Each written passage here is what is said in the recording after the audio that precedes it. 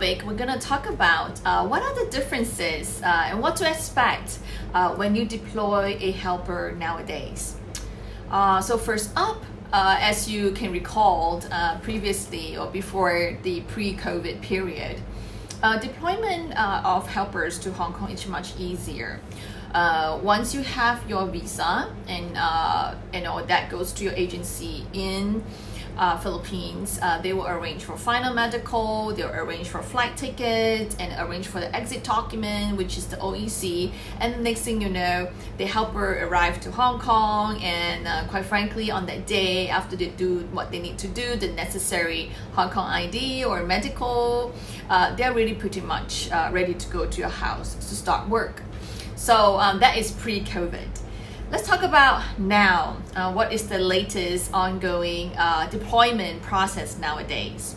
So there are three things basically you will probably have to take note nowadays when you hire from an overseas helper.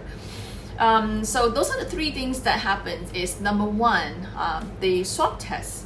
So helpers are now, before deployment to Hong Kong, they are required to go through a swab test in Philippines first to make sure they passed it.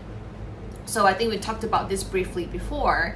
This is a regulation that is stated by the Hong Kong government, and you probably is well aware by now because there is a undertaking that employer do have to sign before the visa is released. So after they take the swab test, it has to be done within 72 hours of deployment. So during the 72 hours, that's when she'll get the test done.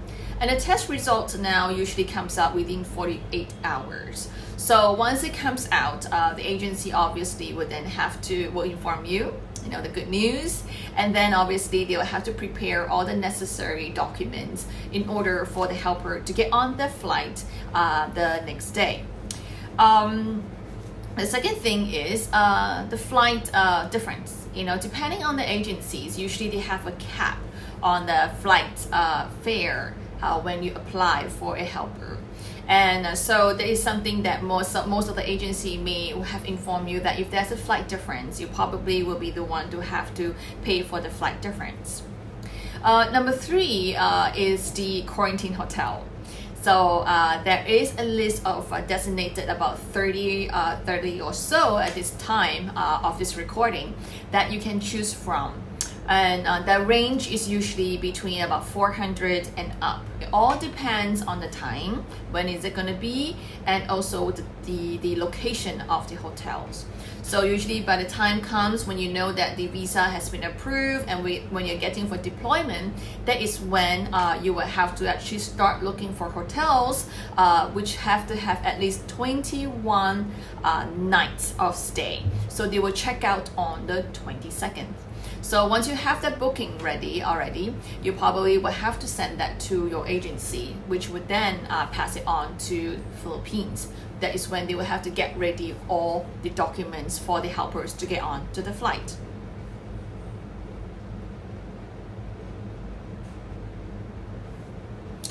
Okay, so the helper got all the information and they're ready to get on to the flight. So what will happen when they come over to Hong Kong? So once they got on the flight, they're safe and sound, they landed in Hong Kong. Most of them will be ushered to the area where they will start to do their test in Hong Kong. That will be the first test they're going to get once they arrive to Hong Kong. So depending on the number of passengers arrived that day, they usually have to go through the flow, registered the information. They'll be given a wristband to wear. They will get their tests done, and then they will actually wait in the waiting area. And depending on again when the results are going to come out, sometimes they get it pretty quickly in a couple of hours and they are done. But sometimes it takes a long time, and it could be at least up to 5 to 6 hours.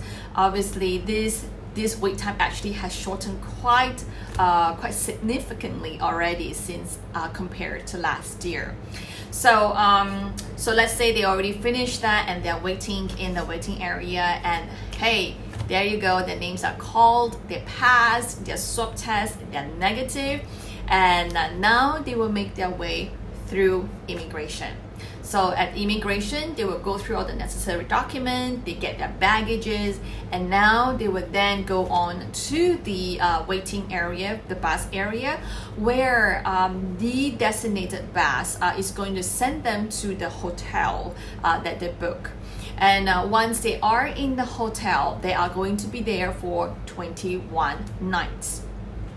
What's going to happen during the 21 nights? So during the 21 nights, they are going to go through 2 more swab tests while they were there.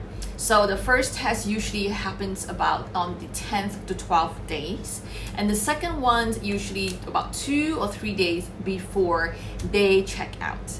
So that way, during the 21 days, they would have gotten 2 tests.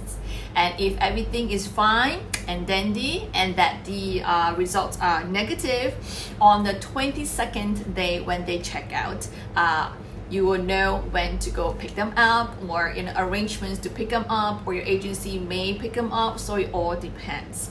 So here we have it. This is just a brief overview of what to expect as the helper gets deployed to Hong Kong. Thank you for joining me today.